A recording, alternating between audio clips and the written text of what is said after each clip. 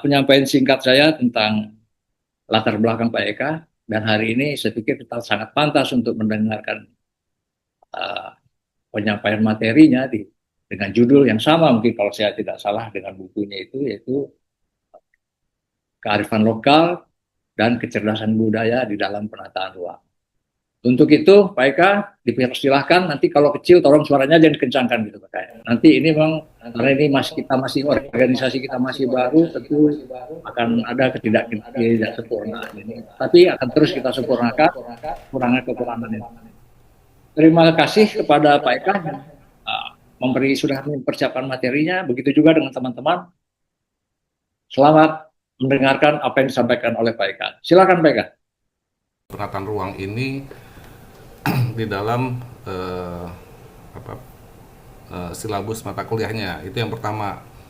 Yang kedua adalah belakangan ini banyak kepala daerah ya, dan daerah-daerah itu mencoba untuk melakukan pembangunan dengan berbasis kearifan lokal.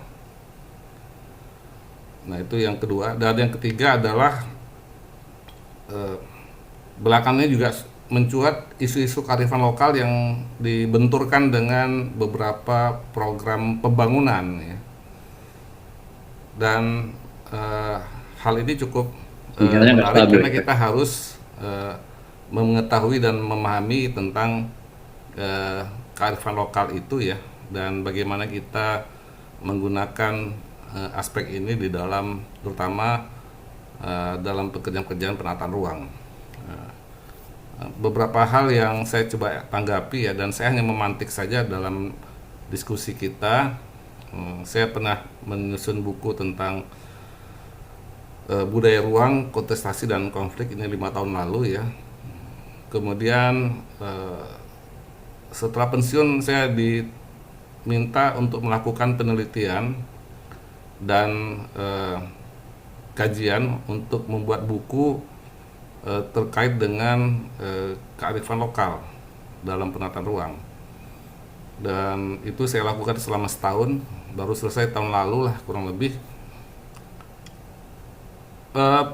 Berbicara masalah kearifan lokal dan dalam penataan ruang, terus terang kita agak kesulitan ya pada awalnya saya menentukan di mana domainnya, karena selama ini aspek kearifan lokal itu selalu dilekatkan dengan nilai ajaran ya pada masyarakat adat tertentu, kemudian juga pada bangunan-bangunan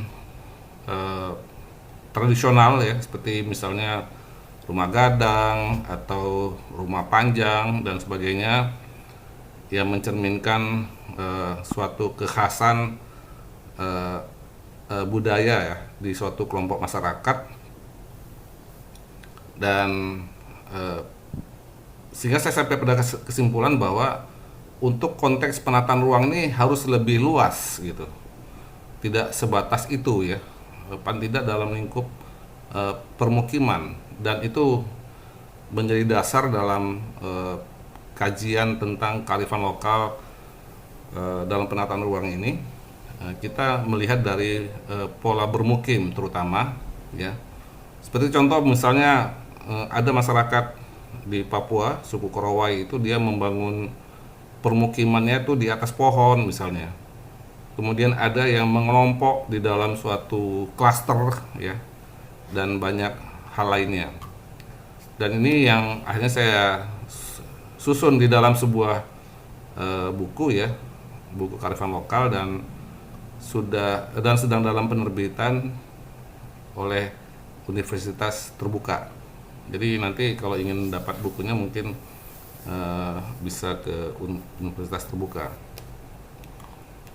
Nah, ini kurang lebih. Jadi masyarakat kita ya dapat dikenali kearifan lokalnya dari cara mereka bermukim ya, bagaimana mereka tinggal di satu tempat dan bagaimana mereka mensiasati kondisi geomorfologis terutama di tempat tersebut ya. Misalnya contoh, kalau daerah itu miring misalnya, mereka akan membuat terasering ya, atau sering banjir ya, mereka akan membuat bangunan-bangunan rumah itu dengan tiang-tiang yang tinggi gitu ya. Atau ada ancaman binatang buas misalnya, mereka membuat pagar dan sebagainya. Nah, ini adalah sesuatu bentuk pengetahuan ya yang mereka hasilkan, mereka produksi dari bagaimana mereka mensiasati alam itu untuk mendukung eh, mereka dalam melakukan kegiatan bermukim ya. Nah, pengetahuan ini yang semakin lama semakin diperbaiki dan ini menjadi pengetahuan lokal, dan pengetahuan ini yang ditularkan dari satu orang ke orang lain ya, atau menjadi suatu informasi sosial, informasi di dalam kelompok, dan kemudian ini diwariskan, dan ini yang kita kenal sebagai kebudayaan. Nah, kearifan lokal sendiri sebenarnya banyak dituliskan dan dikaji di dalam kajian-kajian humaniora atau ilmu-ilmu kemasyarakatan. Memang ada beberapa disiplin ilmu lain yang coba berbicara tentang hal ini, seperti misalnya di arsitektur ya, atau di arkeologi ya, dan beberapa disiplin lain ya. Tetapi sebenarnya untuk memahami bagaimana munculnya kearifan lokal ini, memang kita belajar dari ilmu-ilmu kemasyarakatan ya. Biasanya dimulai dengan bagaimana mengidentifikasi masyarakat ya, untuk menentukan masyarakat itu apa. Biasanya didasarkan pada kesamaan lokasi ya, mereka tinggal di satu tempat ya, atau warna kulit ya, atau bentuk raut muka yang serupa dan sebagainya ya. Dan mereka ditinggal di satu tempat dan ini yang kemudian melahirkan identitas budaya ya.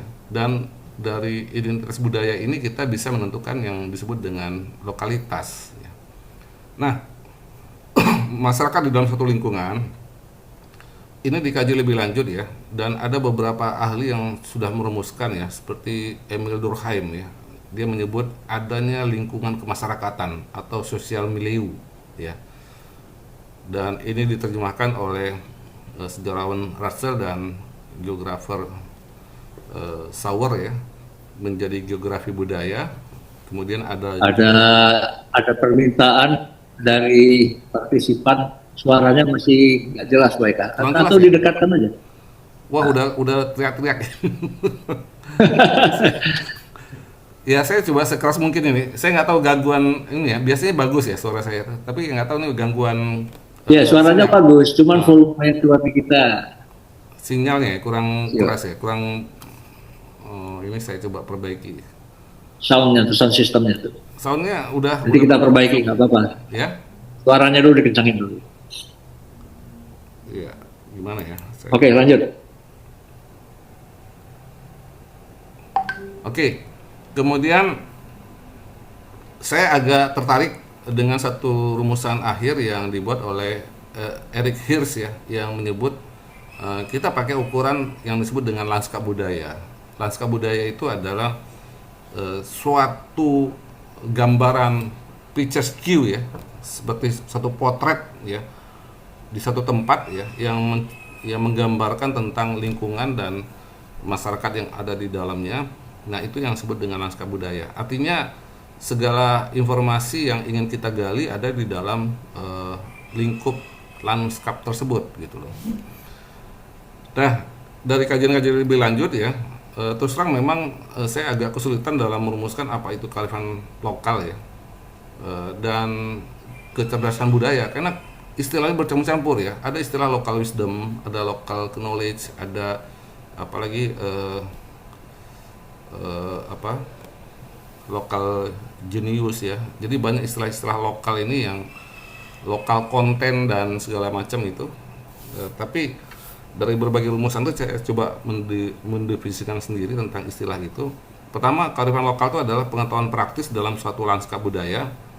Dia terwujud secara material, bernilai manfaat sebagai pengetahuan bersama dan terwariskan turun-temurun. Jadi saya agak mengacu kepada pendefinisian oleh Kunchara Ningrat ya, bahwa kebudayaan itu harus ada suatu bentuk budi dan daya serta berwujud. Nah, gitu. Ini yang saya sebut dengan material. Pengertian material sendiri sebenarnya tidak mesti harus terwujud secara fisik ya. Contoh adalah bahasa. Bahasa kalau menjadi omongan sehari-hari itu dia hanya menjadi sarana untuk komunikasi saja. Tapi kalau bahasa itu dikemas dalam suatu untaian kalimat yang teratur ya, yang bernilai seperti pituah atau nasihat atau ajaran, nah dia sudah berwujud sebagai material ya. Dan harus ada manfaatnya sebagai pengetahuan bersama. Jadi artinya ilmu pengetahuan itu tersebar di kelompok masyarakat tersebut. Kemudian ini diwariskan turun temurun ya. Nah, ini tentang kearifan lokal ya. Nah, kemudian yang kedua, kecerdasan budaya. Nah, ini istilah yang sudah lama populer juga ya. Itu adalah siasat mempertahankan budaya dan kearifan lokal dari perubahan karena pengaruh eksternal.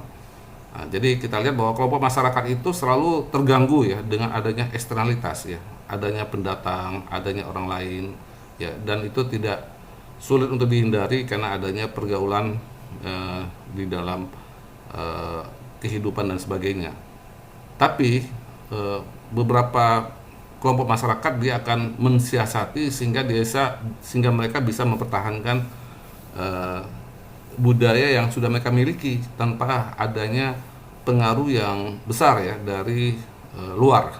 Nah, ini sebenarnya ini dirumuskan oleh F.D. Bosch dan Patrick Wallace ya, dan saya mengikuti pandangan ini. Kemudian nah, kita masuk kepada kearifan lokal ya secara khusus. Kearifan lokal berarti adalah suatu pengetahuan yang dimuliakan di dalam kelompok masyarakat tersebut, sehingga dia harus diperlakukan dengan baik ya. Sehingga ada proses-proses untuk menjadikan dia sebagai suatu semangat di dalam kelompok ya. Jadi terkadang juga mencampurkan dengan kekuatan-kekuatan alam. Nah, ini yang tidak bisa dihindari ya, di setiap daerah itu ada. Dan bagaimana mereka untuk menjaga itu, mereka melakukan pensucian ya. Pensucian ini artinya membuat menjadi bersih ya. Membuat menjadi bersih sehingga hal ini lebih lanjut dapat disakralisasi ya. Dan dia diletakkan di dalam domain atau lingkungan yang lebih terhormat untuk membedakannya dengan dengan sistem kebiasaan masyarakat yang biasa atau profan gitu loh. Jadi yang profan ini adalah sesuatu yang dilakukan oleh orang-orang kebanyakan ya, tetapi kearifan lokal itu selalu ditempatkan di atasnya. Jadi ada upaya sakralisasi dalam beberapa tempat ya. Kearifan lokal ini berkembang menjadi kepercayaan lokal ya. Nah, kepercayaan lokal ini lebih lanjut ketika dia mengalami kontestasi dan perkembangan lebih lanjut dengan adanya konflik, resistensi di dalam dan sebagainya, dia bisa menjadi adat ya di dalam masyarakat tersebut.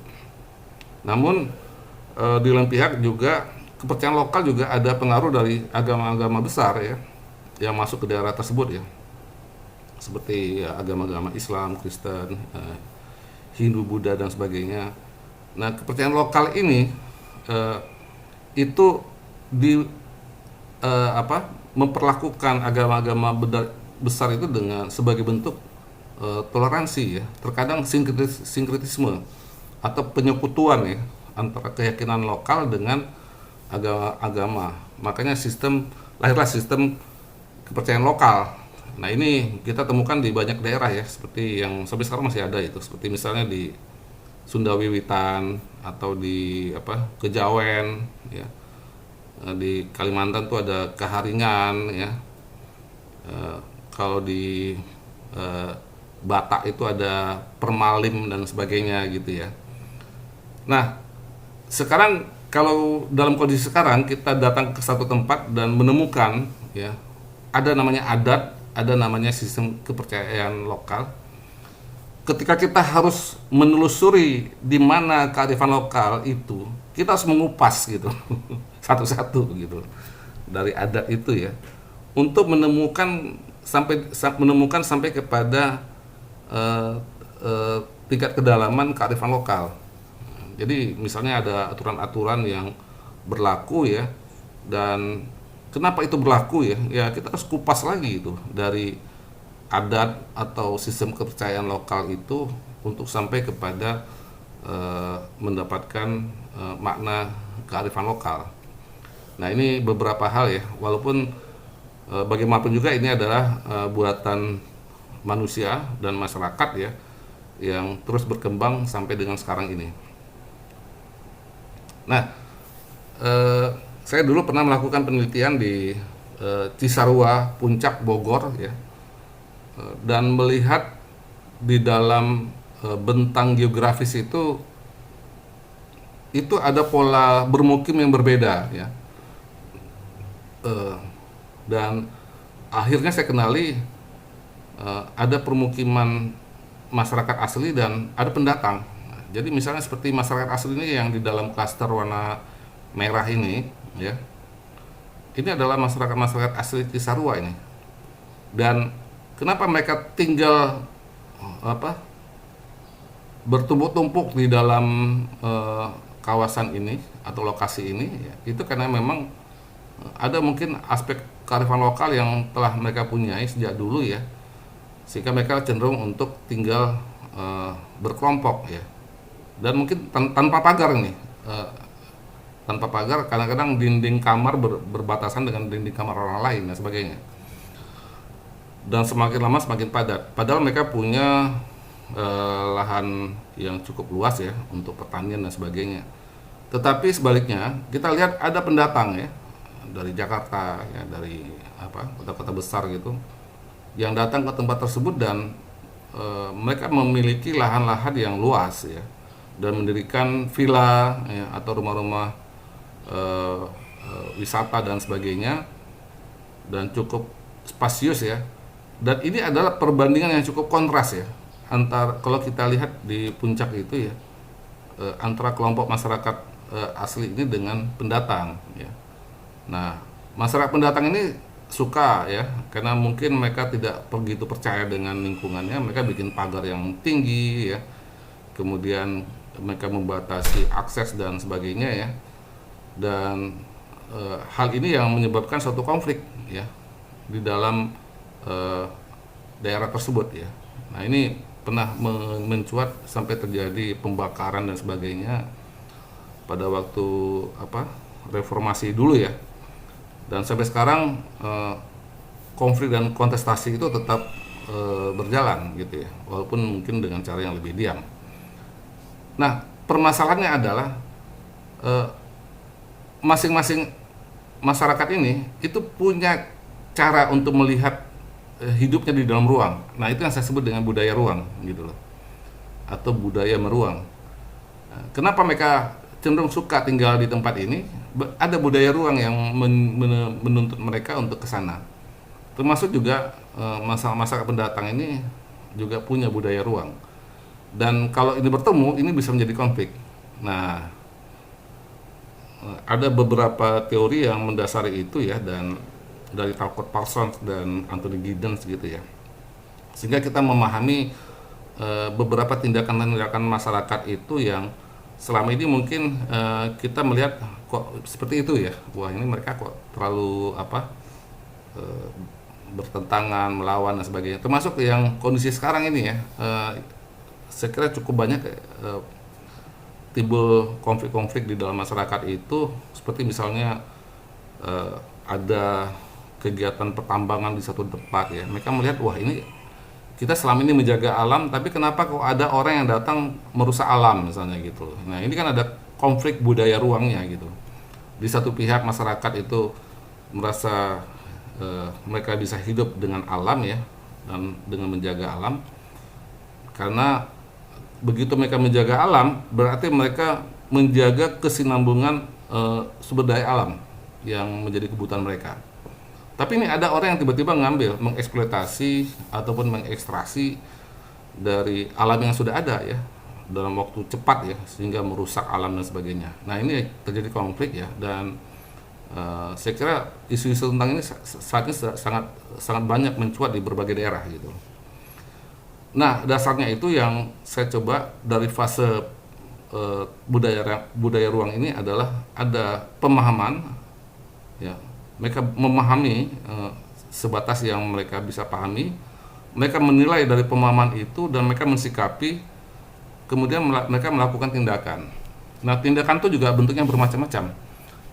Bisa dia memaklumi sampai tidak memaklumi ya, bisa saja mereka mentoleransi sampai tidak mentoleransi, bisa saja mereka mulai dari menjaga sampai merusak ya, dan banyak bentuk-bentuk ekspresi lain ya, yang baik yang nyata maupun tersamar ya, yang dimiliki oleh masyarakat. Nah ini adalah budaya ruang, dan ini mendasari ya pola meruang masyarakat, termasuk juga padanya nanti juga kita sampai kepada bagaimana dengan knowledge yang mereka punya ini, mereka juga membangun kearifan lokal. Oke, sekarang saya sedikit masuk ini masih ada waktu Pak ya, kurang lebih agak panjang sedikit ya. Kita sambil menunggu yang lain. Lanjut mereka. Sekarang begini, ini saya lihat dengan kondisi kekinian ya. Kita bicara dalam konteks perencanaan ya.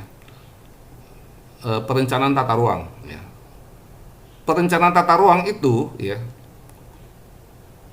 kita sudah diberikan wilayah yang given gitu, yang sudah ditentukan, yang biasanya dibatasi dengan batas administrasi ya, ataupun batas kawasan fungsional ya. Nah, sehingga ketika kita bicara masalah kelompok masyarakat nih, yang mana ini gitu loh. Ya, kalau misalnya di contohnya misalnya di Kota Medan gitu loh. Kota Medan itu, untuk tataran Kota Medan itu kita bicara masalah bagaimana kita mengatur peruntukan ruang untuk orang Medan ya, atau kelompok masyarakat Medan gitu loh. Begitu juga misalnya di Deli Serdang atau di Binjai dan sebagainya. Identitas yang dimiliki oleh masyarakat itu adalah identitas yang sudah ditentukan oleh batas administrasi yang melingkupinya gitu ya. Nah, walaupun mungkin akan melebar, misalnya bicara masalah metropolitan ya. Metropolitan ini metropolitan mana nih? Nah, misalnya Bidang Ro ya. Walaupun mungkin belum terlalu populer ya istilah orang orang Bidang Ro ya. Kalau di Jakarta sudah populer ya, orang Jabodetabek gitu. Walaupun di dalamnya mungkin bisa saja datang dari Depok atau dari Kabupaten Bogor dan sebagainya. Nah, ini batas administrasi inilah yang kita gunakan sebagai lanskap budaya. Gitu. Jadi ketika kita memang harus melakukan suatu perencanaan ya, orang-orang di dalam lanskap budaya inilah yang kita berikan perhatian lah, kurang lebih seperti itu gitu. Nah, kembali kepada masalah tadi yang di awal, masalah masyarakat itu terbentuk dari mana gitu ya. Masyarakat tradisional itu umumnya adalah masyarakat homogen gitu ya. Dan ketika ada percampuran, dia menjadi heterogen, dan sebenarnya dari situlah berangkat teori tata ruang selama ini. Seperti misalnya model di isolated state oleh von Thunen ya. Kemudian untuk masyarakat heterogen ya, seperti zona konsentris ya, model sektoral dan sebagainya, itu juga berangkat seperti itu. Termasuk juga ketika kita akan masuk ke dalam konteks masyarakat industri dan pasca industri ya, serta masyarakat informasi. Nanti kita coba akan bahas lebih lanjut ya. Nah ini ini cukup lama ya, sekitar 10 tahun yang lalu lah, lebih ya, mungkin sekitar 12 tahun yang lalu. Mungkin saya ada tim juga untuk melakukan kajian tentang bagaimana mengumpulkan kearifan lokal di beberapa tempat. Waktu itu ada di mana tuh, di Baun Bango di Kalimantan Tengah, ada juga di Bali, di Weda ya, ada satu lagi di Papua ya. dan mencoba menggali, ternyata masyarakat itu punya knowledge gitu loh dalam menata ruang gitu. Ini sebagai contoh di Katingan ya, di Baun Bango ini. Eh, dalam penentuan geografis wilayah saja mereka punya cara gitu loh. Misalnya mereka sampai di satu pinggir sungai ini dan mereka jalan selama 1 hari penuh ya ke arah menjauh ya. Nah 1 hari itu dan mereka balik. Nah itu jarak terjauh yang mereka tempuh itu itulah jadi batas administrasi, batas dusun atau kampung ya. Sekarang desa. Kemudian mereka menentukan peruntukan-peruntukan di tempat ataupun di lokasi yang mereka kenali ya, berdasarkan dengan kondisi tanah, posisi geografisnya ya, kemudian juga dengan jenis-jenis vegetasi yang ada dan sebagainya, di mana mereka harus bertanam padi atau berladang ya, ataupun untuk menjaga hutan dan sebagainya. Nah, mereka sudah punya kearifan lokal gitu loh. Ini kebetulan masyarakat Katingan ini adalah masyarakat yang menjaga Taman Nasional Sebangau ya di Kalimantan Tengah. Nah, mereka punya cara untuk itu ya. Tapi kan belakangan dengan adanya deruk pembangunan yang sampai ke tempat ini ya, termasuk misalnya penanaman sawit ya, yang belakangan ini ya, ini yang menghancurkan tata nilai yang sudah dimiliki oleh masyarakat yang ada gitu loh. Karena seperti sawit itu kan tidak mengenal tempat ya, bisa ditanam di mana saja ya, dan ini merusak, termasuk juga penebangan kayu ya dan sebagainya, sehingga masyarakat ini yang sudah punya kearifan lokal di dalam penataan ruangnya menjadi terancam. Kemudian contoh yang lain seperti misalnya di Penglipuran Bali ya, ini masyarakatnya adalah masyarakat Bali Aga ya. Bali Aga ini adalah orang Bali yang agama Hindunya tidak tercampur dengan agama Hindu Jawa ya. Karena dulu Bali pernah dijajah oleh Majapahit dan mereka juga beragama Hindu ya. Dan ada orang-orang Bali yang waktu itu menyelamatkan diri ya, dan mereka inilah yang kita kenal sebagai Bali Aga gitu loh. Dan salah satunya ada di Penglipuran ya, di Bali, terletak di Bangli ini. Nah, masyarakat asli Hindu Bali ini itu juga punya kearifan lokal ya dalam penataan ruangnya. Jadi mereka mengatur ya permukimannya, kemudian bagaimana meletakkan pura ya yang mengelilingi permukiman, serta peruntukan-peruntukan pemanfaatan ruang di dalamnya ya. Dan ini cukup menarik ya, dan ini memang khas sekali ya, karena mereka tidak tercampur dengan masyarakat Bali lainnya gitu. Lalu beberapa tahun yang lalu ada mahasiswa KKN yang datang, mereka juga agak terkesima dan akhirnya mengusulkan kepada pemerintah daerah agar desa ini dijadikan desa konservasi ya. Nah ini kemudian lebih lanjut ya, rupanya kerjasama ini berlanjut dan akhirnya mereka mengajukan untuk menjadi daerah tujuan wisata. Makanya di Penglipuran ini menjadi desa wisata ya, jadi objek tujuan wisata di Bali ya. Dan memang kalau kita kesini kita bisa melihat suatu bentuk keteraturan ya di dalam penataan ruang ya, yang saya kira menjelaskan tentang aspek hasta kosala kosali dan hasta bumi ya, yang menjadi dasar penataan ruang di Bali gitu. Nah ini ada kajian dari Pak Safruddin ini dari NTB di dalam studi S2-nya di PWK Undip ya, itu mengungkap tentang aspek kearifan lokal masyarakat Desa Huu Sumbawa, dan ini cukup banyak ya yang digali oleh beliau ini, dan ternyata memang ada beberapa knowledge ya yang dimiliki oleh masyarakat di dalam menata ruangnya, termasuk ada dari Pak Dr. Imam Indratno, ini dosen di Unisba ya, Ini disertasi S3-nya juga terkait dengan masalah kearifan lokal masyarakat kampung adat Silanan di Toraja ya, dan memperhatikan eh, penempatan tongkonan ya atau rumah-rumah adat, rumah-rumah besar ini yang tersusun demikian rupa dari barat ke timur dan sebagainya gitu ya. Dan masing-masing punya simbol-simbol dan makna-makna tertentu yang mereka pahami ya, dan menjadi ajaran yang disebut dengan Aluk Todolo ini ya. Ini contoh saja. Oke, saya balik lagi ke Masih tersisa 6 menit lagi Pak Eka. 6 menit lagi. Waduh, ya, dikit kencang juga nih. Karena saya harus masuk ke dalam era modern ya.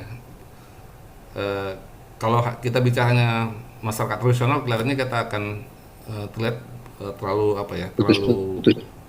membanggakan apa masyarakat tradisional dan masyarakat lama. Jadi kurang lebih begini, ini sedikit cerita saja bahwa masyarakat tradisional itu bisa berkembang menjadi masyarakat kosmopolitan ketika interaksi kelompoknya sudah semakin kompleks dan sudah ada kompetisi di dalamnya.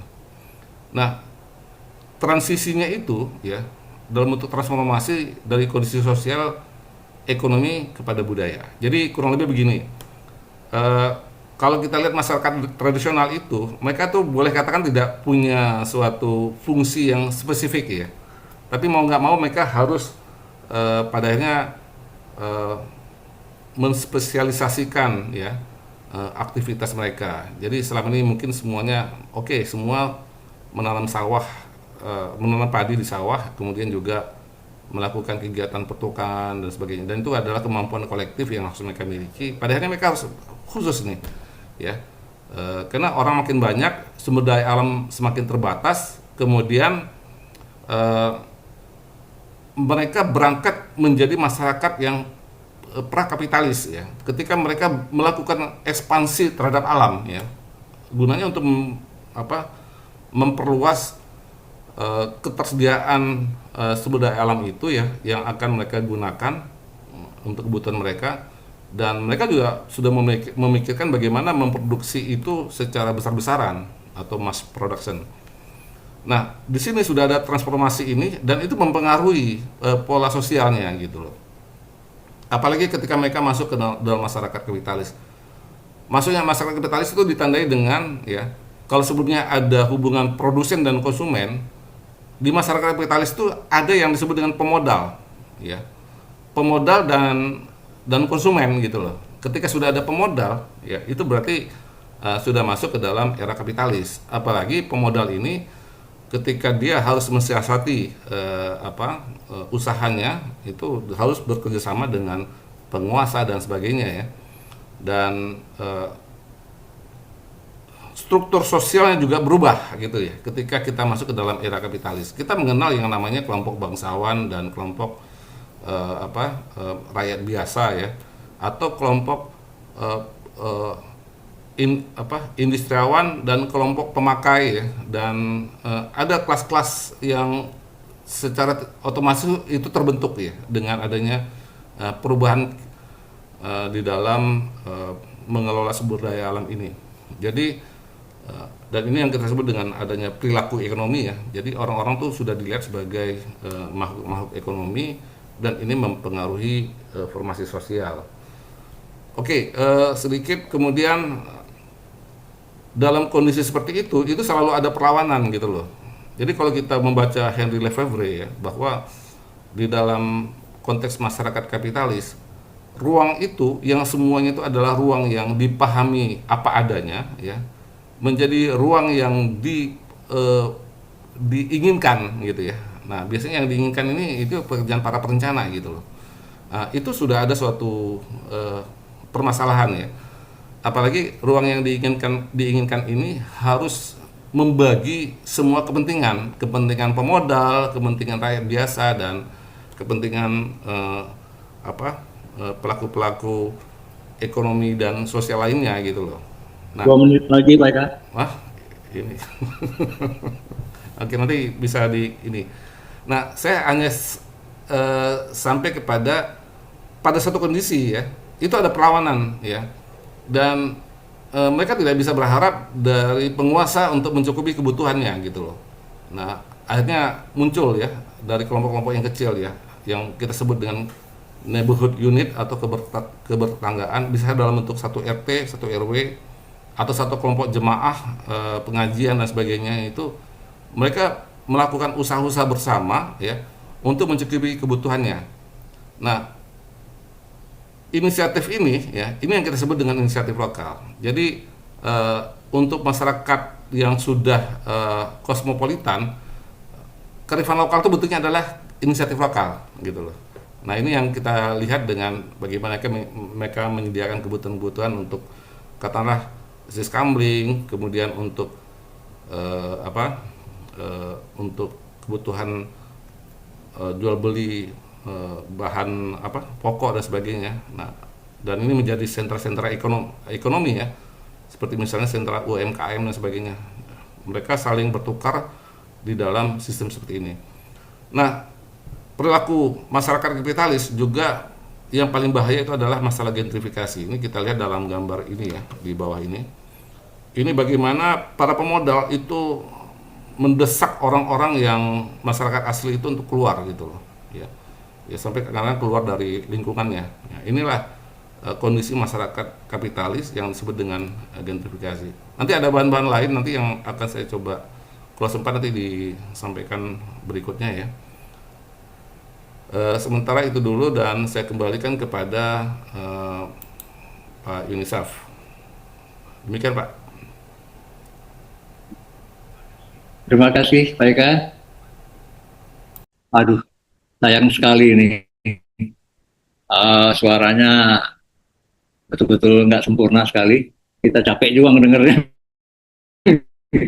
Kuping harus didekatkan ke speaker.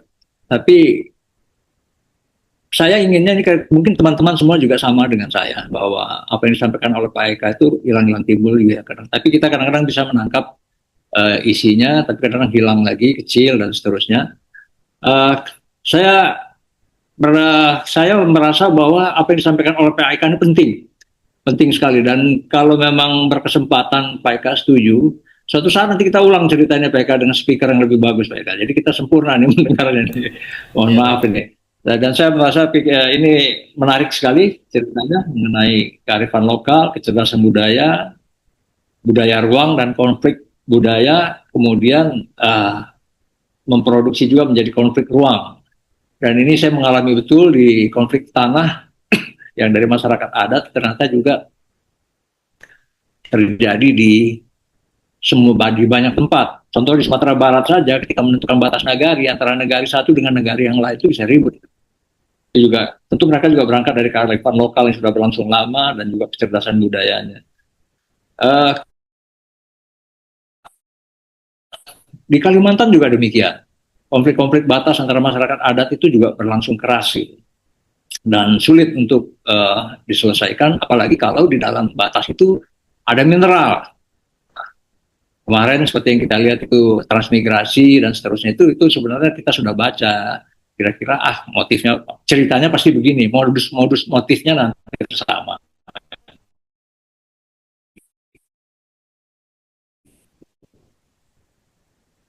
Perencanaan ruang harus bersifat lokal, jadi tidak seragam mengikuti keunikan setiap wilayah. Ya, hari ini kita ada Yul Amri. Apapun ceritanya hari ini, apa yang bisa kita tangkap dari Pak Eka walaupun tidak sempurna, kita coba memberikan tanggapan dari Yul Amri ya. Silakan Pak Yul Amri untuk memberikan tanggapan sesayup-sayup atau bisa yang ditangkap dari apa yang disampaikan Pak Eka. Silakan Pak Yul. Assalamualaikum warahmatullahi wabarakatuh. Narasumber kita Pak Eka, Pak Yunisaf sebagai host. Bisa terdengar ya? Cek sound. Bagus sekali. Ya. Terima kasih sebenarnya saya tertarik sekali dari materi yang disampaikan oleh narasumber kita kali ini, tapi kualitas sound kita kurang optimal ya. Jadi tidak sepenuhnya bisa kita tangkap. Saya ingin melihat bahwa kearifan lokal ini dari kata kuncinya kearifan lokal.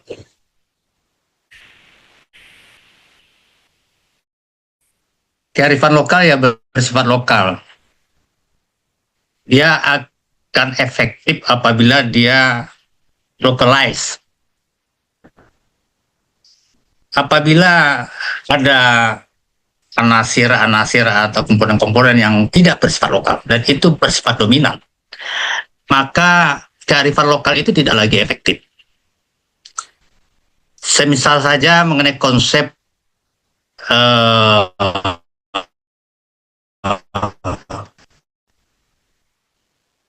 hutan larangan dibahasakan secara lokal itu sangat efektif untuk mengontrol, untuk mengarahkan pemanfaatan lahan atau pemanfaatan ruang selari atau sejalan atau inline dengan konsep sustainability. Tetapi apabila ada intrusi dari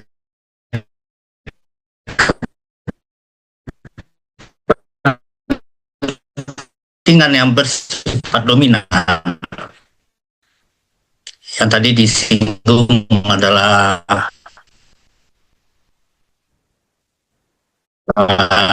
dari komponen sosial yang masuk ke dalam yang sangat dominan.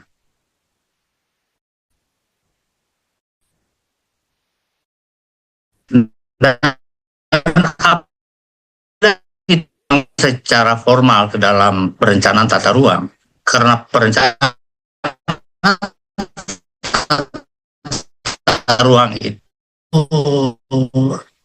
selalunya mengakomodir aspek-aspek sosial ekonomi ipolek sostur. Dan apabila komponen ekonomi menjadi dominan, maka kearifan lokal itu hanya itu secara terjadi belakangan ini difatwakan oleh kearifan lokal tadi.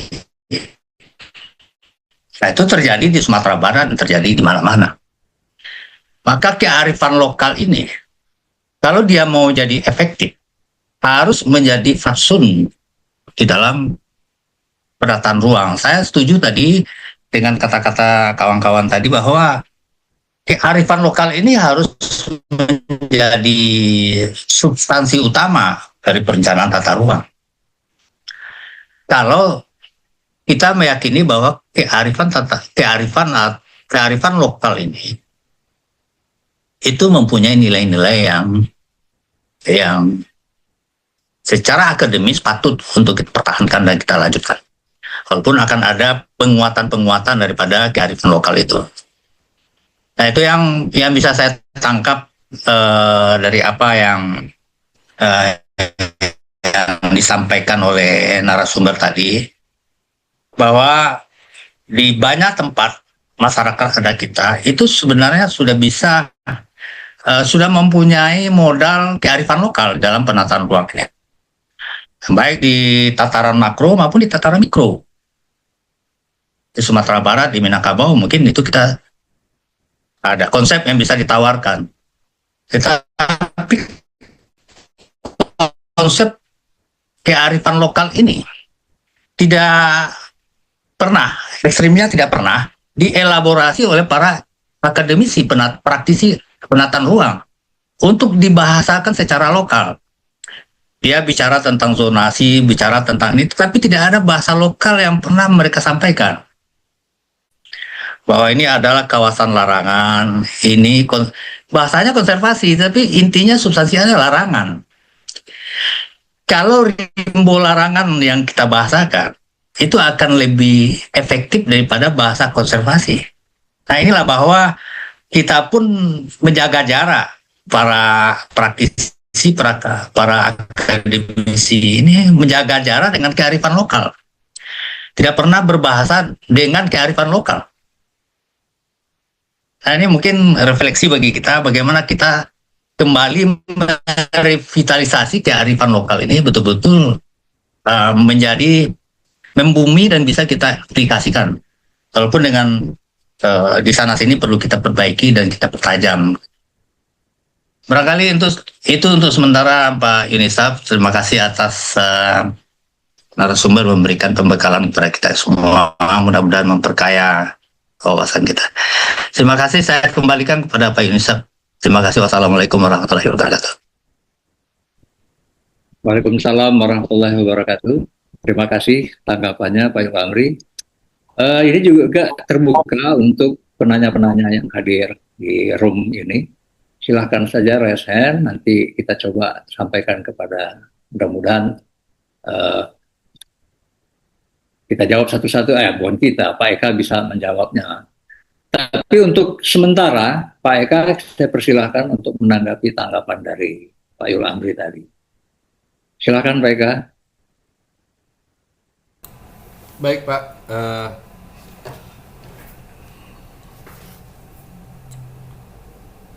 ya memang harus diakui bahwa saya ingin, kalau boleh saya sampaikan lagi ya, bahan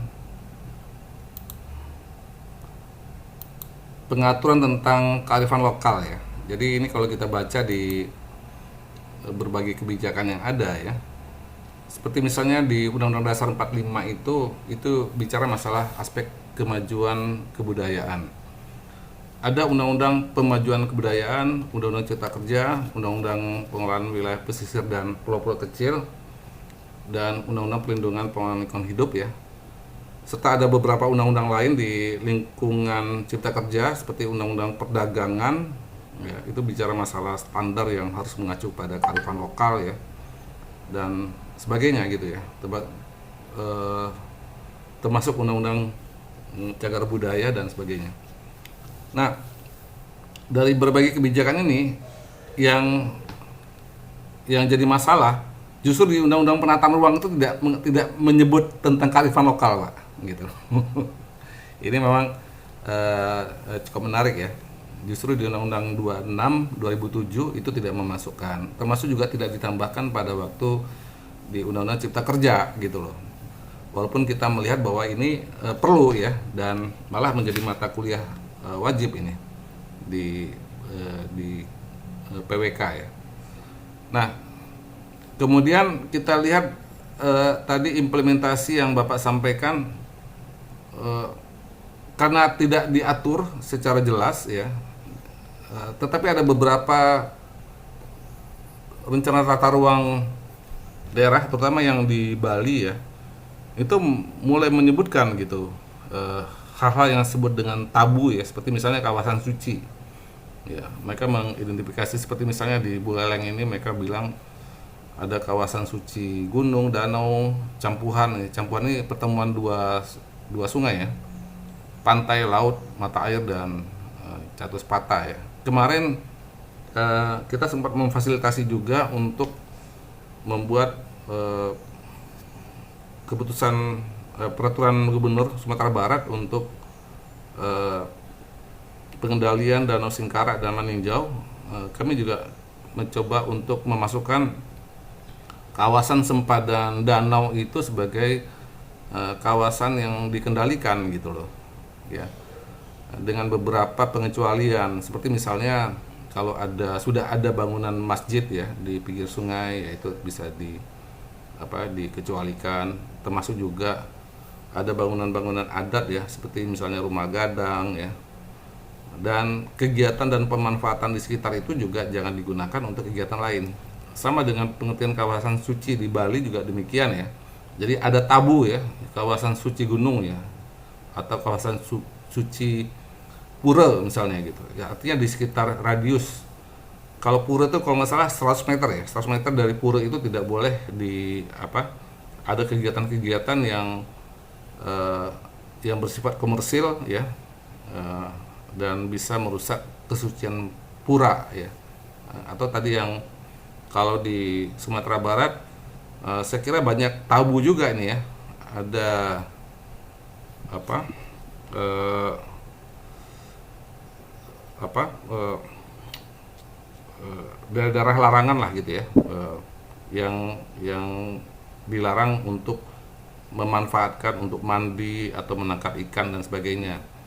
Nah ini memang dan hampir semua daerah juga punya ketentuan tabu ya. Ini tergantung dari masing-masing daerah untuk bisa memasukkan. Nah, kesimpulan sedikit tentang kebijakan yang ada ya. Masalah kearifan lokal ya, dari semua kebijakan yang sudah pernah diterbitkan itu dirumuskan secara berbeda-beda ya. Ya. Jadi antara undang-undang pengelolaan wilayah pesisir dan undang-undang lingkungan hidup ini itu membahasakannya berbeda gitu loh. Dan secara umum bersifat normatif dan generik gitu loh. Artinya tidak ada suatu bentuk rumusan tentang bagaimana itu merupakan kearifan lokal gitu loh. Atau kita melihat itu teridentifikasi imaterial atau tak benda ya. Jadi kearifan lokal di dalam berbagai kebijakan nasional itu imaterial atau tak benda ya, atau ya sifatnya hanya ajaran. Jadi mereka mengatakan misalnya contoh pemanfaatan kawasan pesisir ya, itu dengan mengacu kepada kearifan lokal ya. Kearifan lokal itu tidak disebutkan bentuknya seperti apa, dan saya belum menemukan peraturan-peraturan di bawah itu yang bicara masalah apa itu kearifan lokal yang harus diperhatikan. Termasuk juga aspek lingkungan hidup juga tidak ada bentuk pengaturan bahwa ini harus sesuai dengan kearifan lokal. Kearifan lokal itu juga tidak jelas ya. Walaupun mungkin ada satu pasal ya di saya kurang tahu di PP Tata Ruang itu bicara masalah kearifan lokal itu adalah misalnya dalam contoh pembakaran, atau di PP Lingkungan Hidup ya, tentang pembakaran hutan itu terkendali ya. Terkendali itu dalam pengertian dalam radius sekian hektar dan sebagainya ya. Karena memang di beberapa tempat pembakaran hutan itu adalah kearifan lokal gitu, seperti misalnya di Kalimantan atau di Sumatera ya, untuk membuka hutan dan sebagainya. Tetapi tidak ada penjelasan lebih lanjut. Kemudian hal yang berikutnya adalah bila mau diterapkan atau diindahkan harus dikondisikan. Nah ini kelemahan dari berbagai kebijakan ya. Jadi seakan-akan itu kearifan lokal itu adalah sistem nilai yang datang dari langit yang harus dikondisikan. Pengertian dikondisikan ini diberikan persyaratan gitu loh, kalau mau diterapkan gitu ya. Jadi misalnya contoh di Undang-Undang Lingkungan Hidup misalnya, bahwa kalau ingin diterapkan kearifan lokal, maka masyarakat di tempat tersebut adalah masyarakat hukum adat. Contoh seperti itu ya, masyarakat hukum adat. Pengertian masyarakat hukum adat itu berarti harus ada suatu pengakuan dari negara bahwa masyarakat di tempat tersebut harus adalah masyarakat hukum adat. Nah ini suatu prosedur kebijakan yang tentunya memberatkan, karena pada kenyataannya sangat sedikit penetapan masyarakat hukum adat itu yang sudah dilakukan oleh pemerintah. Nah, dengan kata lain, memang dari aspek kebijakan selama ini kearifan lokal itu belum mendapatkan tempat, ya. Walaupun banyak undang-undang itu bicara gitu loh, harus peduli dengan kearifan lokal, tapi itu tidak tidak dijelaskan ya, kearifan lokal. Padahal ini adalah sistem nilai yang datang dari dalam masyarakat sendiri, tumbuh dan berkembang ya, dan diterapkan di dalam masyarakat. Artinya kita bisa melihat bahwa kebijakan-kebijakan yang ada selama ini tidak berangkat dari itu gitu loh. Nah, dia semata-mata dari kebutuhan teknokrasi pembangunan untuk menjadi kebutuhan pengaturan di tempat tersebut. Tapi, nah ini sedikit lagi, saya menemukan itu justru ada di Peraturan Menteri ATR BPN nomor 11 2021 dan 14 2021. Karena di dalam peraturan menteri ini yang menjelaskan dari ketentuan PP 21 ya, mereka mengeluarkan istilah yang disebut dengan kawasan kearifan lokal. Ini istilah baru ini. belum ada di berbagai kebijakan yang ada, ya. Problemnya. Jadi ada istilah kawasan kearifan lokal dan ini diposisikan sebagai kawasan perlindungan setempat, gitu loh. Nah, sebatas itu gitu loh, baru yang sudah dirumuskan, ya. Yang paling dalam yang saya lihat yang disampaikan berarti ini sudah menjadi objek material, ya. Kalau dikatakan kawasan berarti ini adalah suatu tempat yang menunjukkan adanya kearifan lokal di tempat tersebut. Kemudian ada di Permen ATR 21 tahun 2021 yang bicara masalah kearifan lokal itu sebagai objek insentif dan disinsentif. Artinya dia adalah kearifan lokal itu adalah sesuatu yang menjadi sasaran, ya, dari pemberian insentif maupun disinsentif secara non fiskal. Nah, ini sejauh ini perkembangan kebijakan yang sudah ada, gitu. Sementara demikian, Pak.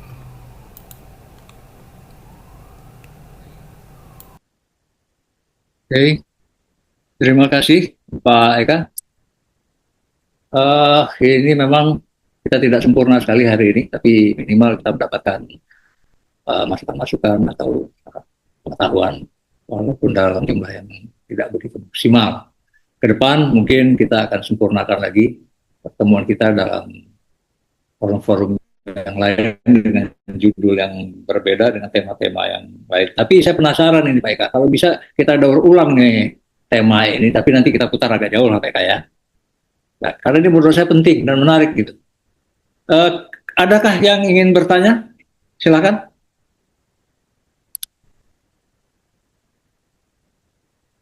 Ya kalau tidak ada, ini kita sudah 2 jam 15 menit 50 detik. Jadi sudah 2 jam lebih dari 16 menit. Saya pikir cukup, kita cukupkan saja pertemuan hari ini.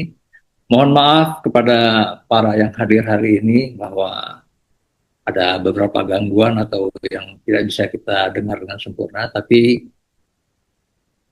dari grafik-grafik, dari film-film dan seterusnya yang dari awal tadi disampaikan oleh PK, tidak-tidak kita bisa banyak menyerap. Begitu juga dari tanggapan dari Pak Yulandri, memberikan kita perspektif yang baru terhadap kearifan lokal dan kecerdasan budaya di dalam penataan ruang. Terima kasih atas kehadirannya. Saya tidak ingin menyimpulkannya, tapi memang ada satu poin yang penting, satu poin aja yang bisa saya ambil, yaitu apa yang disampaikan oleh Pak Eka sebenarnya. Undang-undang penataan ruang tidak menyebutkan kearifan lokal, namun beberapa daerah dengan inisiatif sendiri memasukkannya ke dalam perencanaan ruangnya. Dan ini tidak ada larangan rupanya di dalam undang-undang kita. Jadi ya diberikan kreativitasnya kepada masing-masing daerah. Ini juga sebenarnya sudah kearifan Indonesia ini. Terima kasih, mohon maaf keterbatasan dalam segala hal. Mudah-mudahan kita bertemu di lain kesempatan dengan keadaan yang lebih sempurna lagi. Terima kasih teman-teman. Assalamualaikum warahmatullahi wabarakatuh. Waalaikumsalam. Terima kasih Pak Inisaf.